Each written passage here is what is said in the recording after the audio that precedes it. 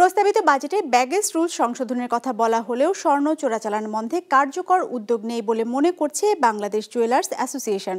রোববার বাজেট পরবর্তী সংবাদ সম্মেলনে এমন অভিযোগ জানিয়েছে সংগঠনটি। একই সাথে বাজেটে অলংকার বিক্রিতে ভ্যাট কমানো, দেশের সব জুয়েলারিতে বিনামূল্যে ইএফটি বিতরণ, করমুক্ত স্বর্ণ আমদানির সীমা অর্ধেকে নামিয়ে আনা সহ বাজুসের 15 দফা দাবি পূরণ না হয় হতাশা জানিয়েছে সংগঠনটি। ওয়ালটন ফ্রিজ কিনে অনেকের মতো আপনিও হয়ে যেতে পারেন মিলেনিয়াল। সেরা পণ্যের সেরা অফার। প্রতি বছর 91,000 কোটি টাকার অবৈধ স্বর্ণ ও হীরা ঢুকছে দেশে। এই স্বর্ণের একটা বড় অংশই আসে সোনার বার হিসেবে ব্যাগেজ সুবিধার অপব্যবহার করে, যার রোধে ব্যাগেজ রুলস নীতিমালা সংশোধনের ঘোষণা দেওয়া হয় 2024-25 অর্থ বছরের বাজেটে। বাংলাদেশ জুয়েলার্স অ্যাসোসিয়েশন বাজুসের দাবি, পুরোপুরি নিষিদ্ধ করতে হবে স্বর্ণ আর রূপার বার আমদানি। বাজুস মনে করে ব্যাগেজ রুল সংশোধন করার মাধ্যমে সোনার বার ও রূপার বার আনা বন্ধ করতে হবে, কারণ ব্যাগেজ রুলের সুবিধা নিয়ে অবাধে সোনার বার বা পিণ্ড বিদেশ থেকে দেশে প্রবেশ করছে।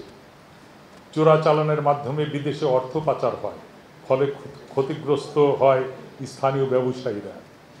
যদিও প্রকৃত অর্থে সোনা চোরাচালান বন্ধে কার্যকর কোনো উদ্যোগ নেওয়া হয়নি প্রস্তাবিত বাজেটে। বাজুসের দাবি, দেশে অলংকার বিক্রির ক্ষেত্রে ভ্যাটের পরিমাণ পার্শ্ববর্তী দেশ ভারতের তুলনায় বেশি, ফলে অনেক ক্রেতাই সে দেশ থেকে গয়না কিনে আনছেন, যা নেতিবাচক প্রভাব ফেলছে দেশের স্বর্ণ ব্যবসায়। বিষয়টি বিবেচনায় নিয়ে এক্ষেত্রে ভ্যাটের পরিমাণ 2% কমানোর প্রস্তাব দিয়েছে সংগঠনটি। ভ্যাট 5% হলে আমাদের এইখানে সাধারণত কাস্টমাররা দিয়ে উৎসাহ বোধ করে না।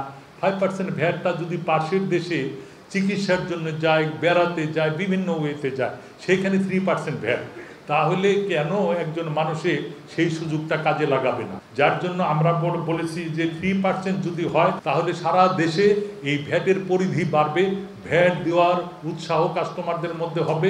সেই সাথে আসছে অর্থবছর থেকে করমুক্ত স্বর্ণ আমদানি সীমা 100 গ্রাম থেকে কমিয়ে 50 গ্রাম নির্ধারণ, নিবন্ধনকৃত সকল জুয়েলারি প্রতিষ্ঠানে বিনামূল্যে ইলেকট্রনিক ফিসকাল ডিভাইস সরবরাহ, অলংকার তৈরির কাঁচামালের উপর 10 বছরের জন্য কর অব্যাহতি প্রদান সহ 15 দফা নীতি সহায়তার দাবি জানিয়েছিল বাজুস বাজেট প্রস্তাবনায়, যদিও তার কোনোটি স্থান পায়নি বাজেটে।